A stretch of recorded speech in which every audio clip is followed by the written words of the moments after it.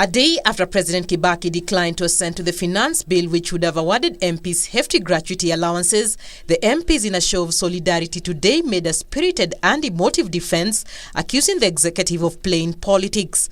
Wajir West MP Adan Keynan insisted the MP's gratuity award originated from Treasury but not from him and Parliament under the cover of darkness as alleged. The amendment that I moved was approved by Honorable Gidai, the Minister for Finance, and he had this for 4 days. What that means is that he must have had the approval of none other than His Excellency the President.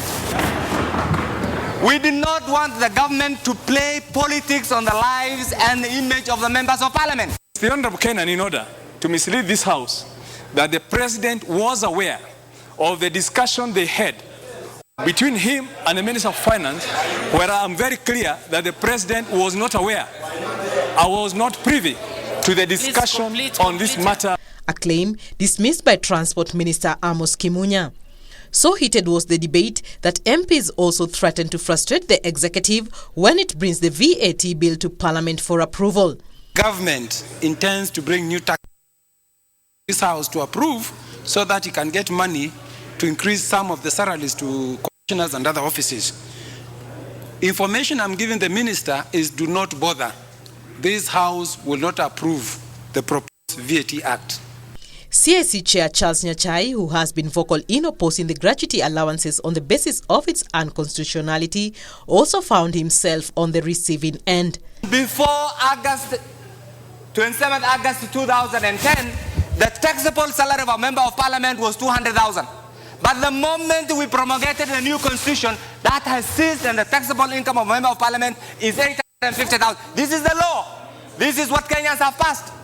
And I want to tell you this, how Nyachae is misplaced, confused, deceitful, and when he says he is going to question members of Parliament, when he says he's going to question members of Parliament on their legislative role on issues that they say here, then it means Nyachae is an agent of impunity. They are now vowing not to bow to public pressure and will continue demanding for what they say is their right. For once, we are not going to be ashamed to fight for our rights. Is it in order, Madam Speaker, for us to be always labeled and hide because we want votes? Yet those votes are also people whose rights we must be protecting when we cannot even protect ours. As Chairman of Public Accounts, I know only 30% of our total budget is available for development. The rest of 70% is for remuneration.